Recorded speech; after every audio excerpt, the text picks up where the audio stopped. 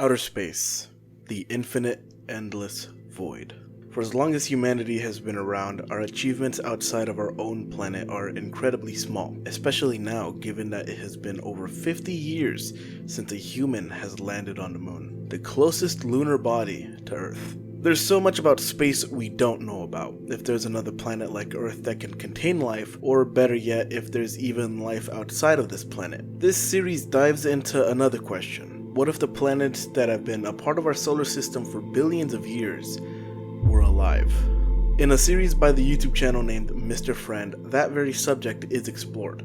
But first, let's explain just what is it that evokes fear from the unknown and endless vacuum of space. The definition of astrophobia is the fear of outer space, stars, and any other celestial bodies in the void. The fear factor comes from several different reasons, but the main ones are the fear of the unknown, the existential dread, and connections with other phobias. I'll keep this a very brief explanation. The fear of the unknown is as simple as it sounds. Space is limitless. We know a lot outside our planet, but at the same time, we know just about nothing as well. And knowing nothing about this reality that we live in, and not knowing what kind of threats exist beyond our sight, is where people worry about what could be out there. Next, existential dread. This ties in with the fear of the unknown as well. This fear comes from essentially the feeling of being insignificant. There are 4 planets bigger than Earth in our solar system of just 8, and there are nearly an infinite amount of other planets out there in the deep corners of space that make Earth look like a grain of sand on a beach. This nearly infinite number of planets as well is what causes this feeling of existential dread for some. This planet is a drop in the bucket of the endless amount of planets out there that have yet to even be discovered.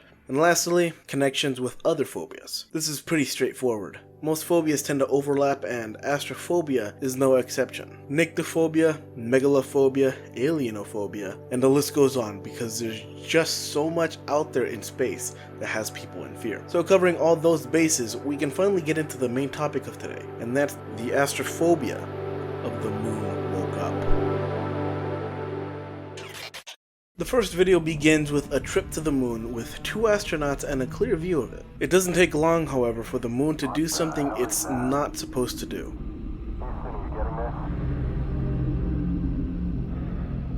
Opening its eyes and mouth, bearing a toothy smile, it's beginning to move around until suddenly it's lunging at Earth.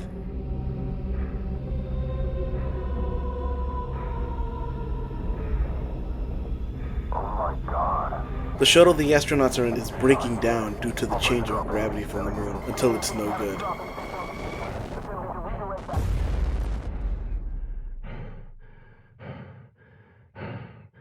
Launched from the wreckage, doomed to die, the astronaut gets a front row seat to watch an extinction event unfold before his very eyes.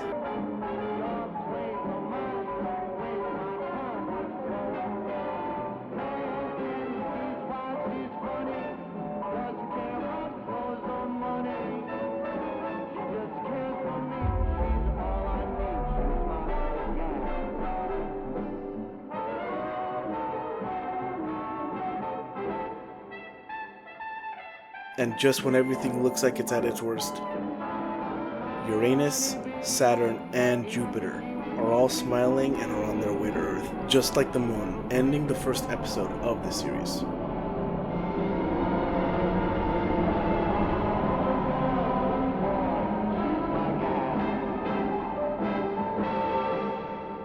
Now, there really isn't a lot for me to pick apart about the overarching narratives for this series yet, but there's some stuff here to apply for astrophobia. Obviously, the entire idea of the planets in our solar system secretly being living gigantic monsters is kind of freaky if you ask me. It applies parts of the fear of the unknown as well as the megalophobia, and not to mention the fear of imminent death, that no matter what you do, you're too small to change anything until you're dead. Let's go into the second episode. June 20th, 1969, 1 month before the moon crashes into the world. We're given an in-person perspective of people's life before the Armageddon began. All around the world, somehow people were aware of this awakening of the moon. While some praised the awakening, others were changed in a way that can't be explained. Then the time came where it crashed into our ocean and humanity would change forever.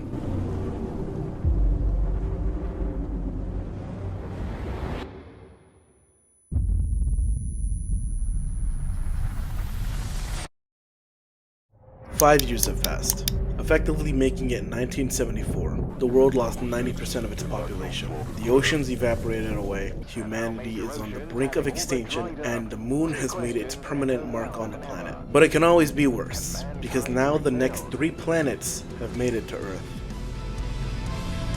And what other threats are lurking out there?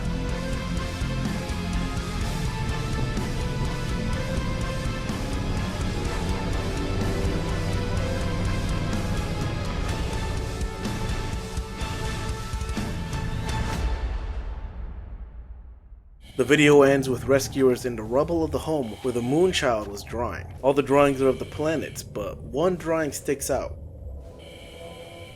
It's a drawing of a rocket ship headed to something that looks like a giant eye with tentacles sticking out of it, ending episode 2.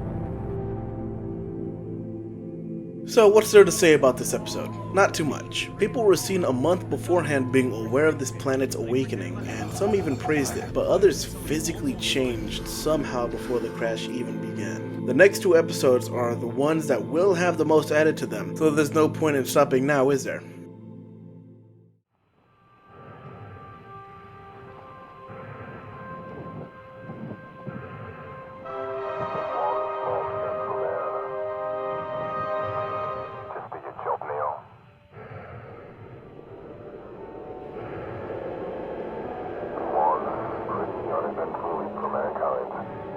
From the perspective of an astronaut, we're given an underwhelming example of life. Note that the date here is July 20th, 1979, and the narrator tells us it's been 10 years since the moon crashed into the world, meaning that this is a big parallel from the real-life moon landing of July 20th, 1969, where they never got to reach the moon before it woke up. There are bigger issues to worry about. All 3 planets have been staring at Earth for years, not doing anything, just watching. Our existence appear to be far from over. Ever since Jupiter, Saturn and Uranus arrived several years ago, their intentions have remained unclear, and they continue to simply loom in the distance, watching. The remaining world powers all joined together to create the Frontline Research Initiative for Earth's New Defense, otherwise Friend Industries shortened. The map shown next shows us that the moon landed on Africa, and everything within a 2,800 kilometer radius is a deadly zone to not be entered. While Friend Industries is to focus on the pure survival and defense of humanity and its future, the rest of the world is starving, thirsty, and fighting just to stay alive. Keep note of this pink substance the rat was eating. It'll be important soon. The 3 planets near Earth are 9 million kilometers away from the planet and away from the Lagrange influence zone. A little hard to explain, but to dumb it down for easier understanding, the planets are far enough away from Earth that there's little to no gravitational disturbance, since you'd expect Earth to get pulled into Jupiter due to its size. But with all 4 positions of the planets, that is not the case, meaning Earth is safe from another crash. For now at least. Attempts were made to send satellites close to the planets, but all ended in failure as they were hiding their moons inside of their mouths to launch as a weapon to anything that comes nearby. What the hell? Is that a moon? One of Jupiter's moons looks like Callisto is emerged from Jupiter's mouth. Gravity spike is interrupting signals. Now back on Earth. The person who was eating the rat earlier was discovered by rescuers, only to have the same face as the young boy did before the moon landed. What the hell is that? Stay back. Stay the fuck back. I'm warning you. The episode ends with someone near the friend base outside the perimeter of the moon, pink goo all over the place, pulsing, and in the restricted zone is a giant humanoid creature that runs out of sight, ending the episode.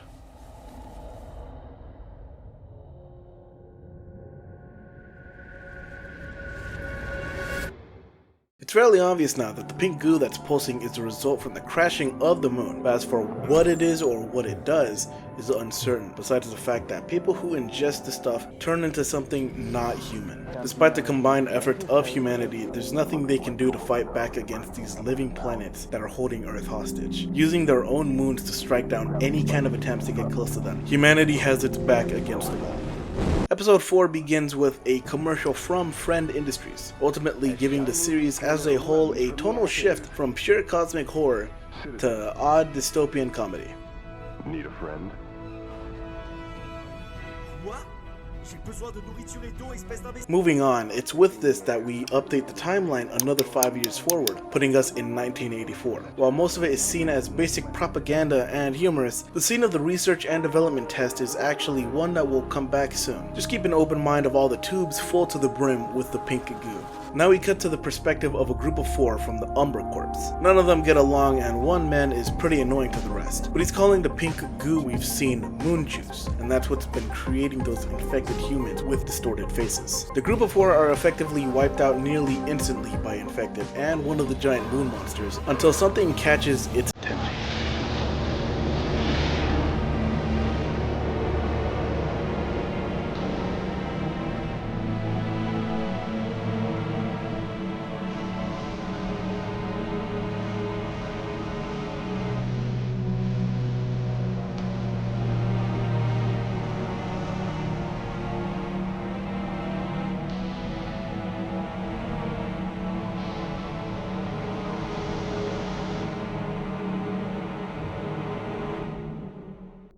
Three gigantic portals opened up near the 3 planets, with even larger hands appearing through, dragging them back, ending episode 4.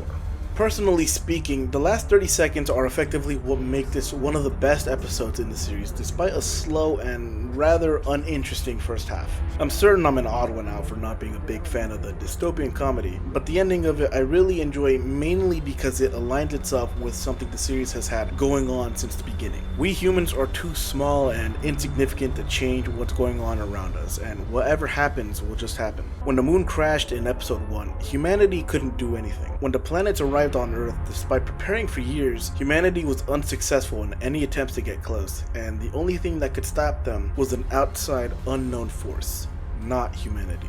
Now we'll enter the final video of the series so far. There's another after this called The Secret Tapes, but it has nothing inside worth mentioning as it's really just about plugging merch. Let's start. It begins from the perspective of a satellite worker and 2 other people doing their daily routines until things change forever. It's a front row seat of seeing the gigantic hands from the portal reach out to the planets.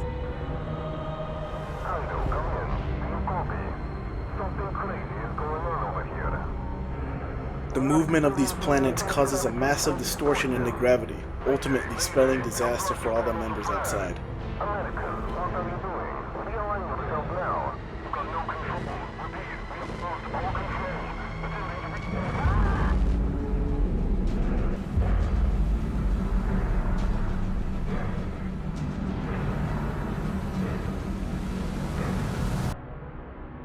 With all 3 planets gone, for the first time in decades, humanity is finally safe from the cosmic threat that loomed over them. From the heavens.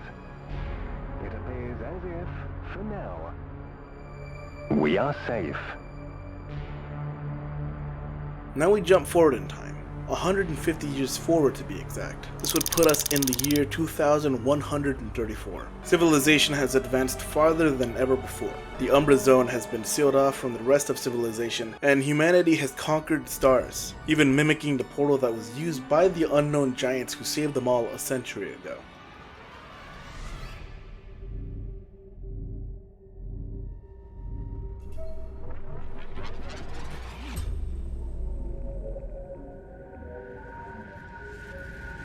We then cut to inside a pod, in the perspective of someone who's a lab rat and ultimately a test on creating a superhuman combining selective breeding with the moon juice as a living weapon. The series ends with one last cliffhanger. In the distance, Neptune has finally arrived. Being the furthest planet in our solar system, it makes sense why it took much longer than the rest did. With that, the series has been covered from episode 1 to now.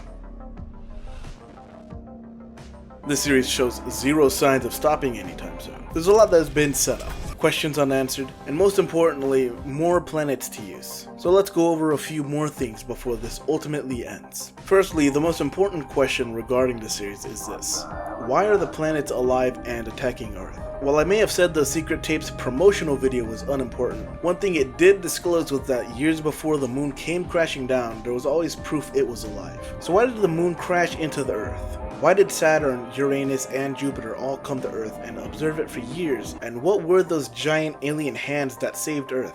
These are all questions that the series has yet to answer, and as I probably should have mentioned more throughout the video, enables a very good idea of why astrophobia frightens people. With each disaster coming to Earth, humanity was helpless, only saved by an outside interference, and who's to say Earth isn't alive either? What about Mars or Venus? Are they alive too, and simply didn't join up with the other planets? That's what I enjoy about the series, and once again, another connection to astrophobia, the fear of the unknown. As for the future, here's hoping that in the 150 years humanity has advanced technologically to be able to survive whatever Neptune has in store for them. The cold blue gas giant is late to the party, but won't be the last, I take it. With that being said, I'm more than certain I've covered just about everything regarding both this series and how astrophobia causes fear in the hearts of many. The infinite void of space is endless and frightening, but it's equally beautiful and amazing just how bizarre our endless universe is. And that's all I've got to say. See ya.